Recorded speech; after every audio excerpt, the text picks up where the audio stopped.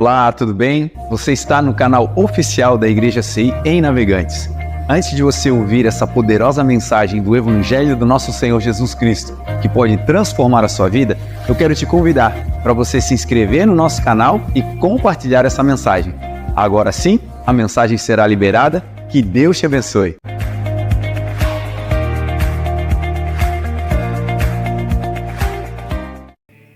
Coríntios 4,16. Por isso não desanimamos, ou talvez por isso não desfalecemos, embora exteriormente estejamos a desgastar-nos, ou talvez na sua versão exteriormente que o homem exterior se corrompa, interiormente estamos sendo renovados dia após dia. Por isso não desanimamos, embora exteriormente estejamos desgastar-nos, interiormente estamos sendo renovados dia após dia. Feche seus olhos, por favor. Pai, nós queremos te agradecer, Senhor, pela tua palavra, pela tua poderosa palavra, Senhor. Obrigado, Pai, por mais essa noite, por mais essa oportunidade e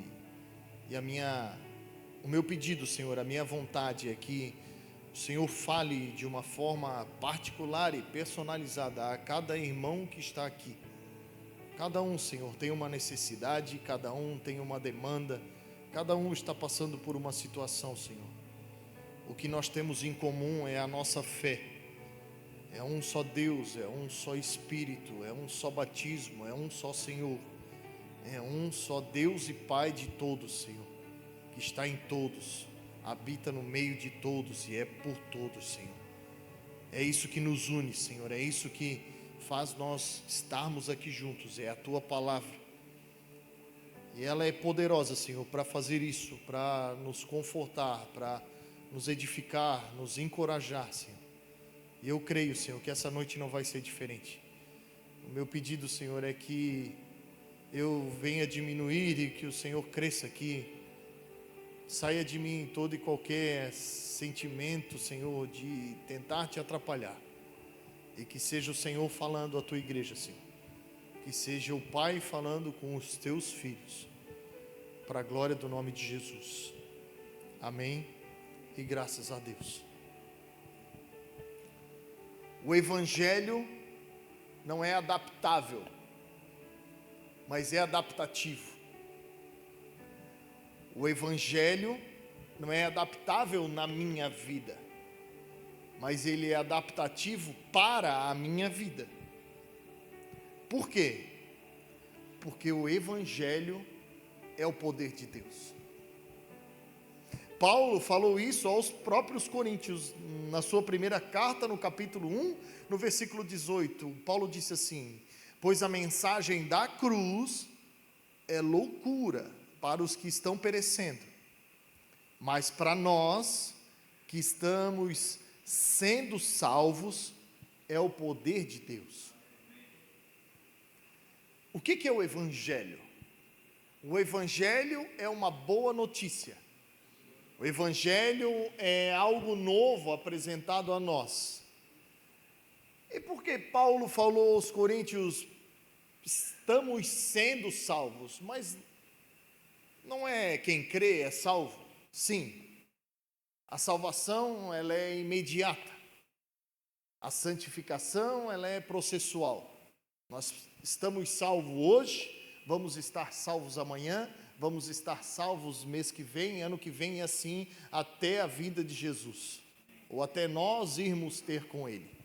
E isso é o ápice do Evangelho, é essa boa notícia nos alcançando todos os dias.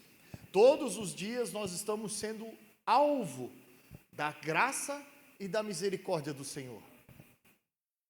É inegável o poder do Evangelho. Para quem crê, é inegável o seu fruto, a sua ação imediata sobre a vida de alguns, a sua ação poderosa sobre a vida de outros, mudanças de caráter, de personalidade, mudanças que o homem, através de estudo, através de remédio, através de consultas, de profissionais que mexem com a mente, tentam fazer durante anos, Jesus pode fazer de uma forma instantânea. Não desmerecendo os profissionais, porque toda a sabedoria que eles têm vem do Senhor. Tudo que existe de bom nesse mundo vem do Senhor, porque em nós não existe nada de bom, irmão. Nada. A Bíblia vai dizer que não existe nada de bom em nós, a não ser o que vem do alto, do Pai das luzes, em quem não há mudança e nem sombra de variação. Então tudo parte do Senhor. E não tem como negar. É por isso que Paulo disse que a mensagem da cruz, para quem não crê, é uma loucura. Por quê? Porque é um homem pregado no madeiro, sofrendo e dizendo que o pecado de toda a humanidade está perdoado. Meu Deus, quem não crê, isso é loucura. Por quê? Porque eles querem ver. Porque eles querem um documento, eles andam por vista. Eles andam pelo que é palpável. E o Evangelho é transcendental, o Evangelho é poder. Quando nós entendemos o que o Evangelho é, nós estamos sendo inseridos em um mundo totalmente novo. É por isso que Paulo falou nessa segunda carta, que embora exteriormente nós estejamos a nos desgastar-nos, embora exteriormente o nosso homem exterior se corrompa, interiormente nós estamos sendo renovados dia após dia. Então é um renovo hoje, é um renovo amanhã, é um renovo depois da manhã. O que é tão poderoso quanto o Evangelho? Quem nos conhece tão bem ao ponto de saber as nossas demandas de hoje, de amanhã, de semana que vem, de mês que vem, do ano que vem? Quem é tão poderoso que pode sondar o nosso coração? Quem é tão poderoso que diz: lancem sobre mim a vossa ansiedade?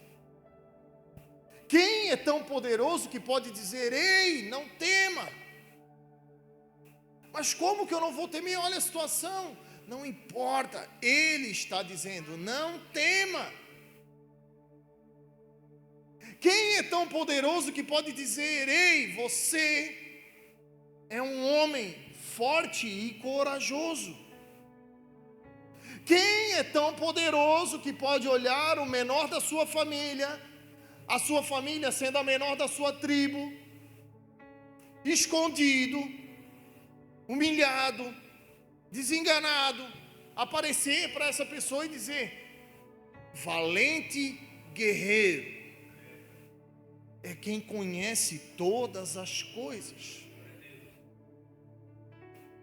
São as promessas, aquele que tem as promessas na palma das mãos e olha para nós hoje, como nós nos olhamos no espelho e falam coisas que não cabem na nossa mente. As promessas que nos desafiam diariamente, porque nos apontam para um lugar que nós não temos capacidade para chegar, que nós não sabemos como vai chegar. A maioria não tem o recurso para chegar, mas tem uma palavra. E a palavra é uma só: fé. A fé que nos renova todos os dias.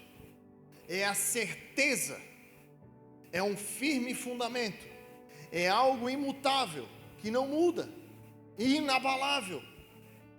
Se nós cremos hoje, podemos ficar despreocupados, porque amanhã podemos crer também. As palavras do Senhor não mudam com o vento, não mudam conforme a situação, não mudam conforme o nosso bom humor, a nossa disposição, não. A palavra do Senhor é imutável. Por quê? Porque Ele conhece o mais profundo do teu coração. Ele sabia desde a eternidade que hoje eu e você estaríamos aqui em Navegantes, nesse culto. Vai dizer que você sabia que você estaria aqui semana passada. Eu até sabia, porque quarta-feira tem culto. Vamos alongar um pouco mais. Há 5 anos atrás, você sonhava estar aqui? Há 10 anos atrás, você sonhava com a igreja aqui? Há 15 anos atrás, você sonhava com a sua vida, a vida que você leva hoje?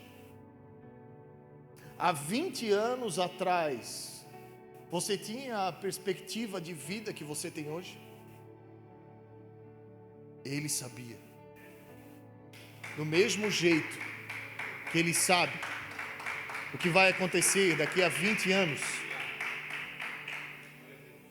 Porque o governo está sobre os seus ombros. Independente do que o homem faça. Pastor, mas vai ter marca da besta, vai ter chip, vai ter... Irmão, descansa o coração. A Bíblia é clara quando se trata de comportamento cristão. Muito clara. Busquem em primeiro lugar o reino de Deus e a sua justiça, e as demais coisas serão acrescentadas. Paulo vai falar que nós não vivemos por vista, nós vivemos pela fé, nós vivemos pelo que nós cremos. Por quê? Porque nós vivemos pelo Evangelho. Por quê? Porque foi o Evangelho que mudou a nossa vida.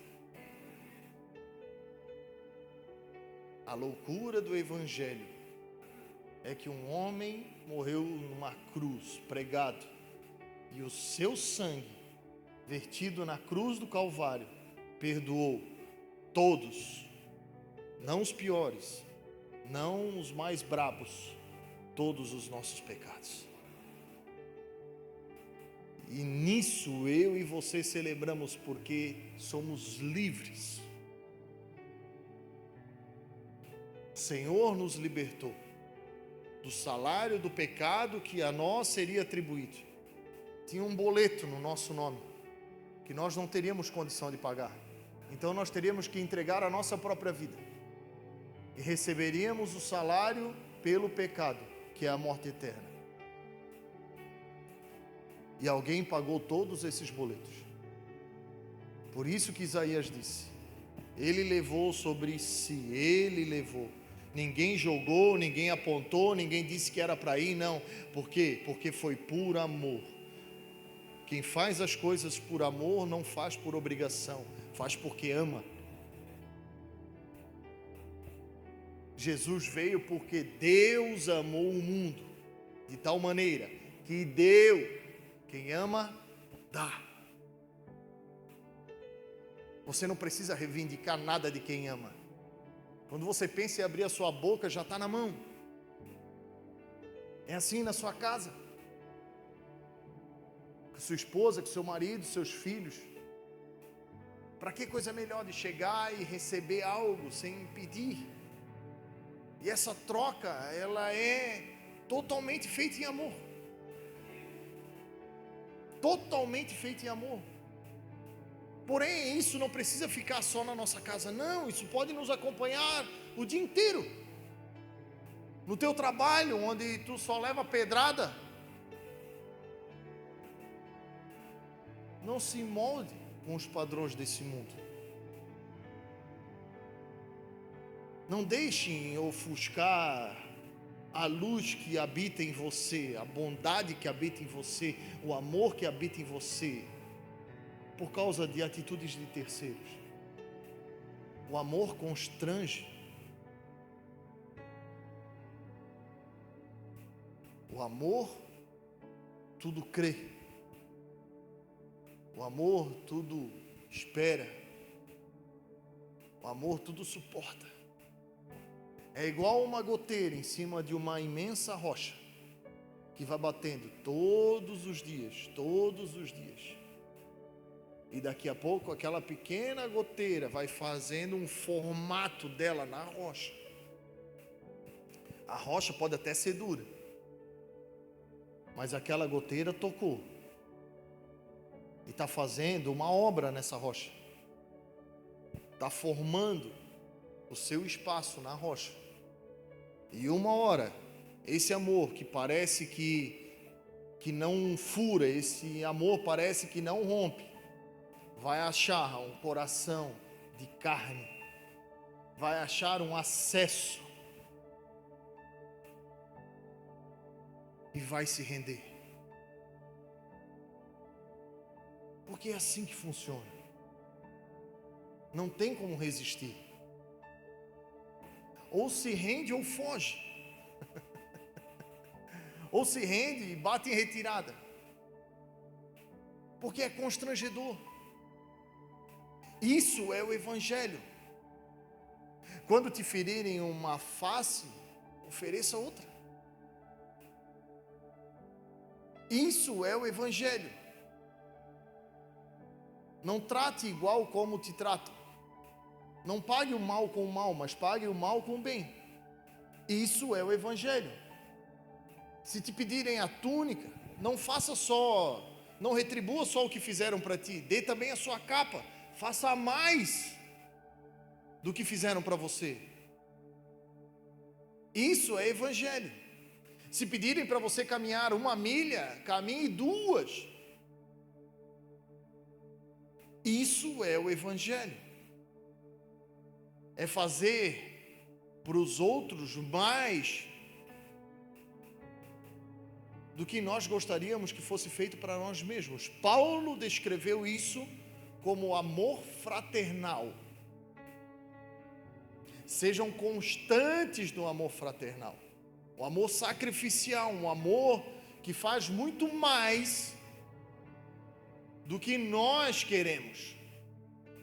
Um amor que se anula a si mesmo. Um amor que olha para a cruz e não resiste e é obrigado a correr para lá. Porque se eu e você estamos aqui hoje é por esse amor. Ainda há tribulação, ainda há perseguição. Claro que há, ainda há luta, é claro que há. Mas é esse amor que nos renova todos os dias.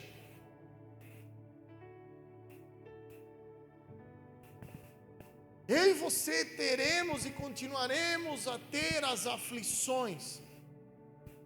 Mas o bom ânimo precisa nos acompanhar também. Que bom ânimo é esse? De vencer. Não vencer os outros, vencer o mundo, vencer a nós mesmos, as nossas vontades, aquilo que eu e você deixamos lá atrás. Porque aqueles que estão em Cristo são uma nova criatura, as coisas velhas já passaram, e eis que surgiram coisas novas, o Evangelho.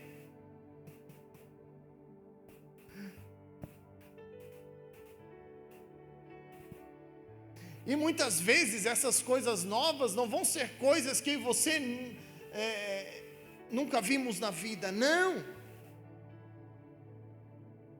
Jesus algumas vezes vai fazer nova todas as coisas. Vai fazer nova na nossa vida coisas que estavam estragadas, coisas que foram corrompidas. Coisas que tem aqui dentro e que por criação, por convivência, enfim, se corromperam, se estragaram, se perderam, e Deus vai fazer nova todas essas coisas também. Porque nós saímos dele perfeitos. Nós não fomos criados para sofrer. É uma consequência. É apenas uma consequência. Mas nós não fitamos os nossos olhos nessas coisas. Nós fitamos aquilo que nos renova todos os dias. Nisso precisa estar os nossos olhos. Nisso precisa estar nosso coração. Nisso nós precisamos pensar. Fica uma dica. Não precisa pensar em problema, eles aparecem do nada. Fique tranquilo. Não precisa pensar. Ele vai chegar. Oi. Segundou. Sou eu. Fique tranquilo. Pense naquilo que te traz esperança. Naquilo que te fortalece. Naquilo que te coloca em pé todos os dias. Naquilo que te trouxe até aqui. Quem te trouxe até aqui? Jesus Cristo. O autor e o consumador da nossa fé. O alfa e o ômega. Nós estamos inseridos nesse meio. Nós estamos entre o início e o fim. Ele sabe de tudo. E o nosso desafio, amado, é permanecer.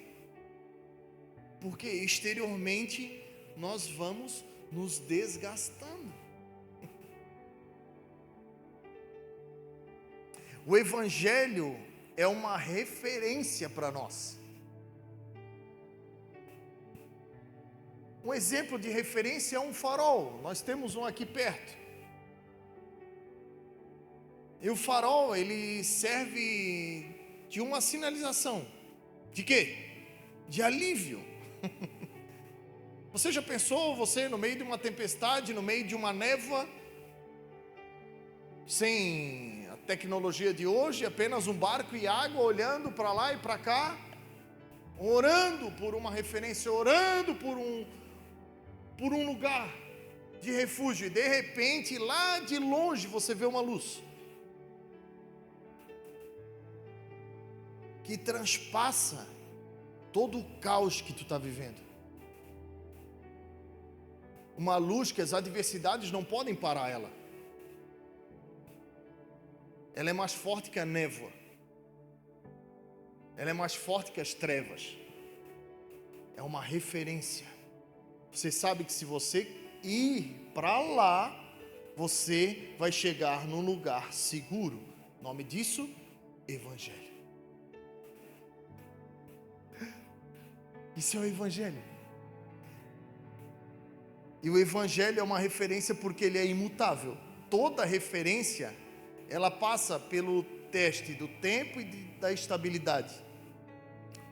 Por isso que ele precisa estar muito bem guardado em nosso coração, em nosso coração guardado no Senhor. Porque depois que eu e você fomos alcançados pelo Evangelho, ele passa a ser uma prioridade na nossa vida. Não apenas por ter mudado nossa vida, mas sim por ser a própria palavra de Jesus. E agora que fomos alcançados, recebemos uma instrução, que é o quê? A palavra de Jesus. Marcos vai escrever no capítulo 16, no versículo 15. Jesus disse: vão, ide pelo mundo e preguem o Evangelho. Vão por todo o mundo e preguem o Evangelho a toda criatura. A maior vontade de Jesus Cristo é que eu e você sejamos testemunhas de tudo que Ele fez na nossa vida. Porque existe alguém nessa terra que precisa ouvir o que Ele fez em você, para criar esperança dentro do seu coração, para poder viver, para não sucumbir, para não se entregar. O que o Senhor fez em você vai além de você, vai transbordar através de você, e você vai conseguir tocar a vida de alguém. E para você talvez sejam só palavras. Nossa, nem falei nada demais, só falei o que aconteceu. Mas para quem está ouvindo, muitas vezes é algo surreal, impossível de acontecer. E como aconteceu contigo, como o poder de Deus aperfeiçoou a sua vida, como o poder de Deus tocou a sua vida, então cria-se esperança. E a esperança não nos decepciona. Então o Evangelho encontra mais um coração. E aqui começa a nossa jornada, a nossa existência. Cabe agora ao alcançado alcançar. Cabe agora a mim e você, que recebemos essa verdade, que recebemos essa boa notícia, transpassar essa boa notícia. E quando se trata de pregar o Evangelho, de evangelizar, de fazer a obra, é tudo muito legal, tudo muito edificante. Mas existe uma regra preciosa que Jesus Cristo deixou para nós e que às vezes passa desapercebida, mas ela é muito importante. Atos 1:8 diz assim: mas receberão poder quando o Espírito Santo descer sobre vocês, e serão minhas testemunhas em Jerusalém, em toda a Judeia e Samaria, até os confins da terra. Pastor, você pregar o Evangelho? Sim. É uma sequência? Claro que é. É um escalonamento? Claro que é. É uma expansão? Claro que é. Mas eu e você estamos falando sobre desgaste. E eu e você podemos usar esse exemplo que Jesus disse aos seus discípulos em Atos 1:8, como Jerusalém sendo a nossa casa, Judeia sendo o nosso bairro, Samaria sendo dos nossos vizinhos, e até os confins da terra todo mundo. E é nesse quadro que acontece os desgastes, o desânimo, as frustrações, a tristeza. É quando somos bons fora e achamos que somos ruins do lado de dentro. É quando os milagres acontecem fora, mas não vemos eles acontecendo do lado de dentro. É quando geramos expectativas no que sentimos dentro, mas não vemos acontecendo do lado de fora. E esse processo vai gerando um certo desgaste em nosso homem exterior. Desgaste tem um significado de 3 palavras: atrito, fricção e corrosão. Atrito é isso aqui. O copo está em atrito com essa bancada. Atrito é o contato. Fricção é o ato de se esfregar, que gera calor, o que gera um estresse. E a corrosão é uma mudança por algo que não é compatível. Você deixar um metal dentro da água por muito tempo, ele enferruja, e a ferrugem é corrosiva. Então é algo, um desgaste ao longo do tempo, por um material que não é compatível. Nisso se intitula o desgaste. E é inevitável que haja desgaste em uma ferramenta ao longo dos anos. Afinal, só se gasta aquilo que é utilizado. É ou não é verdade? Os homens aqui vão entender. Você compra um alicate novo, é uma benção. Você quer cortar um fio, quer cortar qualquer coisa, ele funciona. É tipo assim, depois de uns 5 anos que ele está jogado dentro da tua caixa de ferramenta, já não é tão bom assim. Mas um dia ele foi. Então, é inevitável que a matéria, que o homem exterior se gaste, se desgaste. Porém, o uso equivocado de um objeto pode abreviar em muito o seu funcionamento e a sua vida útil. E quais são os vilões do desgaste excessivo? Os vilões do desgaste excessivo é a inaptidão, o excesso e falta de manutenção. Inaptidão podemos dizer que é falta de conhecimento. É nós querermos usar algo que não temos pleno conhecimento de como utiliza. A gente acha que é, a gente acha que serve, a gente acha que está fazendo bem, a gente acha que está dando certo, mas não é o pleno conhecimento da verdade. O pleno conhecimento da verdade destrói fortalezas. O pleno conhecimento da verdade destrona sofismas, mentiras maquiadas de verdade. O pleno conhecimento da verdade traz luz. O pleno conhecimento da verdade leva cativo todo pensamento. O pleno conhecimento da verdade é a aptidão que se trabalha. É saber o que está fazendo, da maneira que está fazendo. E o trabalho vai ser bem feito. Se tornar apto leva um tempo. Precisa de exercício, precisa de prática. É cansativo, às vezes moroso. Porque assim, a gente acha que porque já tem 30, 40 anos, 50 anos, não, eu já vi isso daqui. É a mesma coisa que você dizer que sabe dirigir um Fusca e te entregam na mão uma Ferrari. Tu não vai nem saber ligar, mas é um carro. E daí? Você precisa ler o manual, você precisa estudar, e aquela Ferrari vai estar na garagem, e você vai ter vontade de andar. E o máximo que tu vai conseguir fazer é entrar dentro, sentar, quem sabe bater uma selfie. Mas você precisa estudar, você precisa conhecer. E essa é a vontade do Senhor, que nós cheguemos ao pleno conhecimento da verdade. Porque se nós conhecermos a verdade, ela vai nos libertar. Ela vai nos libertar de tudo que nós achávamos e vai começar a colocar uma convicção dentro do nosso coração. Então não é mais eu acho, é eu sei. E isso muda tudo. Porque quem está nos ouvindo,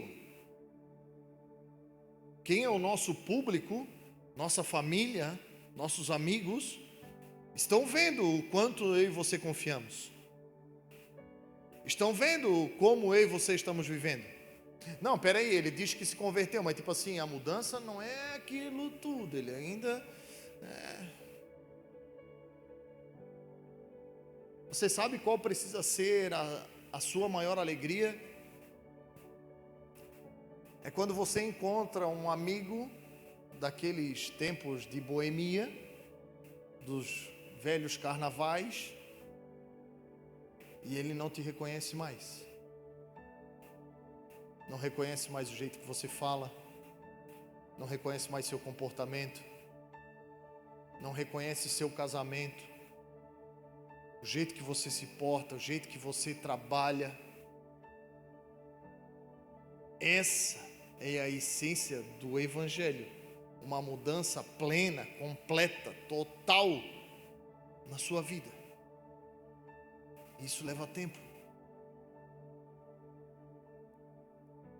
Nós temos muito mais conhecimento hoje do que nós tínhamos quando nós nos convertemos. E vamos ter muito mais conhecimento daqui a alguns anos do que nós temos hoje. Então nós vamos sendo aperfeiçoados para tudo que o Senhor tem para a nossa vida. Coisas que hoje nós não somos capazes de utilizar. Hoje, se eu e você pegarmos a Ferrari, pegarmos algo grandioso na nossa mão, capaz de se perder. E o Senhor não quer que nada se perca. O Senhor tem um plano perfeito para tudo. E eu e você precisamos dessa aptidão, desse conhecimento. Hoje talvez você entrou no ministério e está ali, tudo é novidade, tudo é legal, mas como você sabe que o Senhor não tem um lugar de liderança para você? Daqui a pouco começa a brotar dentro do seu coração aquilo que o Senhor tem escrito no seu livro para você. E o Senhor te tira de onde você está hoje, te coloca num lugar de maior evidência. Que se Ele nos colocar hoje, talvez a gente estrague tudo. Por isso nós precisamos conhecer e seguir conhecendo, para nos tornar aptos a acessar esse lugar, a diminuir o desgaste vai ser inevitável, mas nós podemos prolongar, e saber manusear um objeto é essencial, para que ele dure muito mais tempo. Os excessos, falta de equilíbrio, vida no espírito. Não, eu vou fazer porque eu sei, excesso de força. Você prejudica o trabalho, prejudica a ferramenta, se machuca, se estressa. Excesso de demora, morosidade, procrastinação. O Senhor está lá em cima, meu Deus, está pedindo tanta coisa, mas tira um pé do chão, o outro está pegando fogo. Se botar 2 tartarugas, uma sai correndo, vai achar a outra lá no Gravatar. Excessos. Nós não fomos chamados para andar nas extremidades, nós fomos chamados para andar em equilíbrio, domínio próprio, uma parte do fruto do Espírito. Quem anda no Espírito tem domínio próprio. Por dentro quer, né? Quer dar um abraço. Tem um testemunho do irmão que Deus arrancou até a buzina do carro dele. O cara ora: Senhor, me molda, me ajuda, Senhor. Aí ele assim para mim: pastor, antigamente eu xingava. Eu disse: meu Deus. Não, pastor, eu ainda xingo, mas não é para fora, agora é para dentro. Eu disse: glória a Deus, já é uma evolução. Aí Deus vai lá e tira a buzina. Diz: boa, irmão, Deus está falando contigo, né? Excesso. Os excessos não prejudicam só nós, mas todos que estão à nossa volta. Irmão, Jesus era manso e humilde. Ele tinha autoridade no falar, tinha autoridade no ensinar. As pessoas ficavam cativadas pelo ensino de Jesus e diziam: nossa, como ele tem autoridade. Jesus não era excessivo. Jesus era manso e humilde. O excesso está na nossa alma, o excesso está nas nossas vontades. E nós precisamos dizer: aquieta, ó minha alma. Aquieta, ó minha alma. Às vezes a gente quer fazer um monte de coisa, a gente quer fazer um monte. Meu Deus, eu preciso fazer. E o Senhor: aquieta, ó minha alma. Espere em Deus. Espere. Calma. Toma um café. Compra um maguari de maracujá. Faz um suquinho mais forte. Relaxa.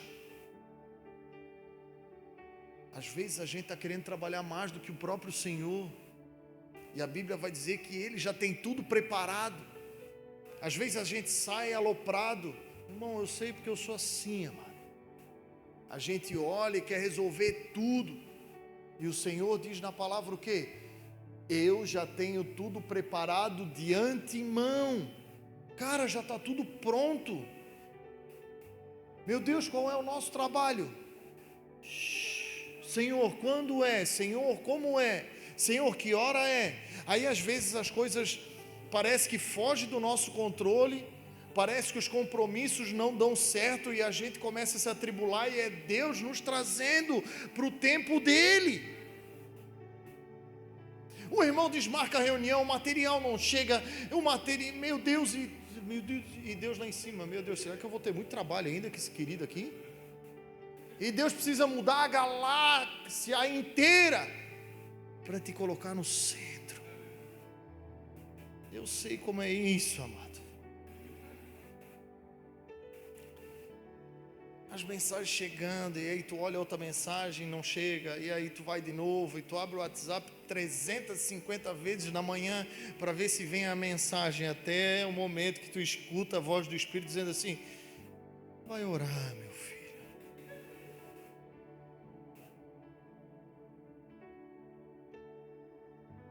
Esperar não é procrastinar, esperar não é desleixo.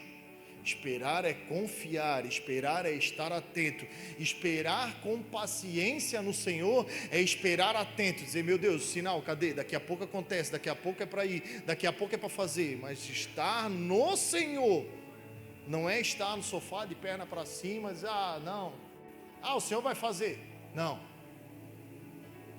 o Senhor já tem feito, quem vai fazer é eu e você. Isso é uma coisa que desgasta muito. Em casa desgasta a nossa família. No trabalho desgasta os nossos amigos. Às vezes o chefe está até com a tua folha em cima assim, promoção. Mas aí olha, meu Deus, mas esse rapaz parece o furacão Katrina, se eu botar ele ali, ele vai acabar com tudo. E a tua folha fica ali. E só precisa diminuir. Não é para parar de fazer. É só tirar o excesso. É a mesma coisa que olhar uma estrada e ter uma placa de 100 por hora. Eu sei bem como é isso. Uma baita reta, 100 por hora. Dá para botar 200. Mas não é, amado. É excesso. Nessa estrada vão acontecer coisas que a 200 por hora nós não vamos ter reação necessária, uma reação precisa para se livrar dos problemas, mas a 100 por hora sim. Não, pastor, aí pode andar a 120, 130. Não, mano. É 100. É difícil. Mas se existe uma palavra, existe tudo. Se existe uma normativa, existe uma regra. E a regra não é para nos causar mal, a regra é para nos livrar do mal. Essa é a regra. A regra é a palavra. E a regra não é para nos causar dano, a regra é para nos livrar do dano. É eu e você na estrada da vida andando, achando que tudo está demorando e começa a acelerar, daqui a pouco arma uma cilada, a gente não vê e pau, caiu. E a gente vai dizer, meu Deus, o Senhor não me livrou. E o Senhor vai dizer, meu Deus, querido, queria que eu fosse pessoalmente aí. Quantas vezes eu mandei tu parar, quantas vezes eu mandei tu diminuir.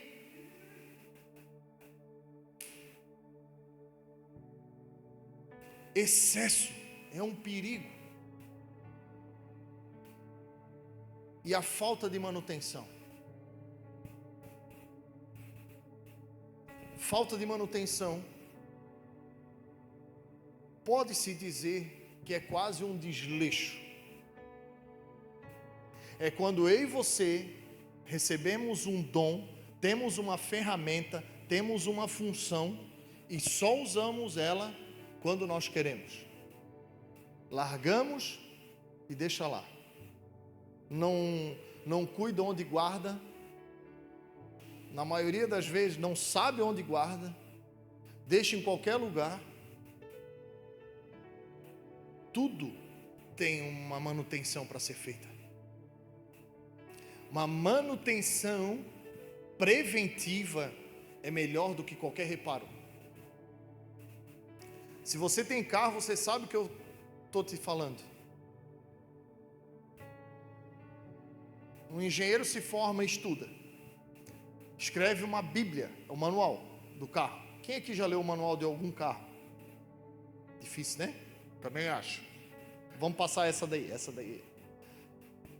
Lá, um exemplo, lá está dizendo assim, depende do teu carro, no meu está dizendo assim, você precisa trocar o óleo a cada 10 mil quilômetros ou a cada 6 meses. Se passar um pouquinho não faz mal.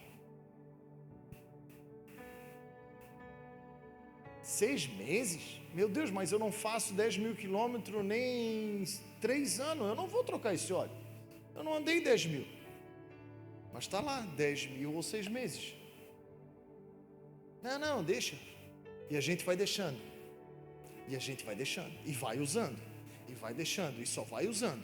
E vai deixando. E vai usando. Até o momento da quebra. Quando quebra, é um trauma. Vai muito mais dinheiro. Vai muito mais tempo. Aí vem o estresse. Aí vem a incomodação. Aí vem aquilo que a gente adora utilizar. Eu sei que aqui não tem mais lá em Penha. A palavra imprevisto. Meu Deus, quebrou. Mas tipo assim, já está te avisando, ó, há meses. Aquela luzinha no painel, ela não está ali para clarear o seu lindo e maravilhoso rosto. Ela está ali mostrando que existe um problema. Que se nós não fizermos a manutenção, vai quebrar. E qual que é a nossa manutenção espiritual, amado? Jejum e oração. Palavra. Comunhão. Estar debaixo de uma autoridade. Essa é a nossa manutenção. A nossa manutenção é a vida em comunidade. É você vir sem querer vir. É você fazer sem querer fazer. É você orar não tendo palavra. É você ler sem querer ler. Porque não sou mais eu quem vivo, mas Cristo vive em mim. E se Ele vive em mim, quem decide é Ele. Eu preciso obedecer a Ele. E se Ele diz que eu preciso fazer certas manutenções, eu preciso fazer. Porque se eu não fizer, eu vou quebrar. E se eu quebrar, quem vai sofrer é o corpo.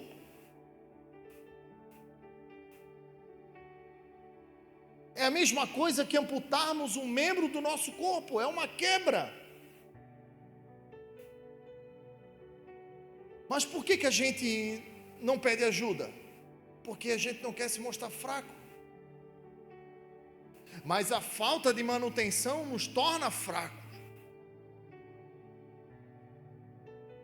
A falta da manutenção nos expõe sem nós aparecermos. A falta da manutenção nos afasta e então nós entramos em evidência não por fazer demais, mas por não estar mais junto. E aí tu preocupa todo o corpo. Aí o bispo começa a orar, os pastores começam a orar, os irmãos começam a orar. Por quê? Porque você faz parte do corpo, você é precioso para o corpo. Todo o corpo sofre quando um membro sai fora. Todo o corpo sofre quando tem um membro, um dedinho doendo. Você já deu com o dedo mindinho do seu pé na quina daquele balcão da sua casa? Todo o corpo sofre. Quem é a primeira pessoa que sofre, amado? É a cabeça, que recebe a informação de que deu a topada. Ele sofre. Ele sofre primeiro. Porque Ele morreu por mim e por você. Ele não quer mais que eu e você andemos desgarrados. Não é à toa que Ele é o nosso pastor. Se Jesus é o nosso pastor, nós precisamos andar em rebanho. Nós não podemos andar um aqui, um acolá. Não. Juntos, nós somos muito mais fortes. Juntos, nós vamos muito mais longe. Irmão, como que eu ia sonhar algum dia em conhecer o Jonathan se não fosse Jesus, cara? Ontem a gente comemorou a vitória, aleluia.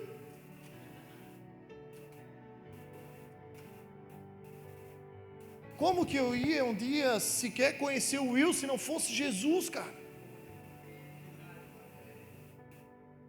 Você percebe o que Deus faz? Se não fosse Jesus, o nosso meio de convívio seria uma tragédia. Não que só a nossa família não é importante, não, mas olha o tanto que o Senhor acrescentou à nossa vida. Sai um cara lá de Sinop, lá do Mato Grosso, e Deus diz, vai lá para Navegante, cara, porque eu tenho um negócio lá para ti. Ele pousa aqui, chega aqui, pousa não, né, porque ele veio de carro, ele é mais doido que eu. Ele veio de carro, de lá até aqui, chega aqui, Senhor, o que tem aqui? Tem areia, tem praia, tem água, mas tem um povo. O Senhor te trouxe aqui porque existe um povo e existe um pastor. Existe um propósito, existe uma promessa, existe uma missão. E por fora eu e você vamos nos desgastarmos mesmo. É inevitável o desgaste. Se eu e você seguirmos trabalhando em prol do reino, nós vamos nos desgastar. Mas vai ser prazeroso demais, porque interiormente nós vamos sendo renovados, e não importa mais o que está acontecendo lá de fora, o que importa é o que está acontecendo lá de dentro. Porque é o transbordar do Senhor na nossa vida. É transbordo, irmão, para tudo que é lado. Então não importa mais. A gente já tem convicção do desgaste, a gente sabe que vai se desgastar, mas a gente vai contemplar os frutos. Por isso nós não desanimamos, não atentando nós para as coisas que se veem, mas para as que não se veem, porque as que se veem são temporais. E as que não se veem são eternas. Existe um povo, existe uma promessa, existe uma missão. E o Senhor está te chamando para isso. O Senhor está te dando todos os sinais. Essa carcaça aí vai sofrer. Os cabelos brancos vão vir. Se tu não fizer uma manutenção agora, vai sofrer mais, mas interiormente você vai ser renovado todos os dias.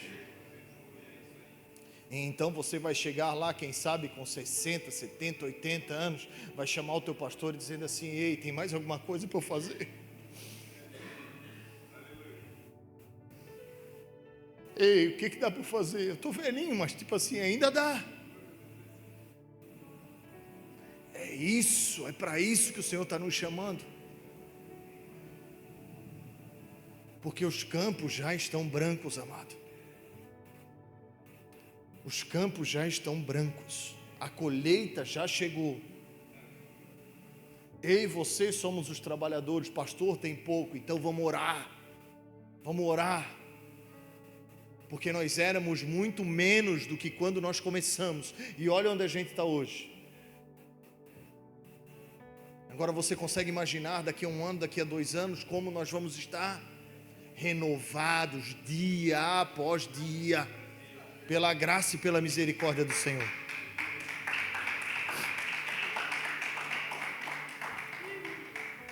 Se você crê nessa palavra, se coloque de pé, por favor.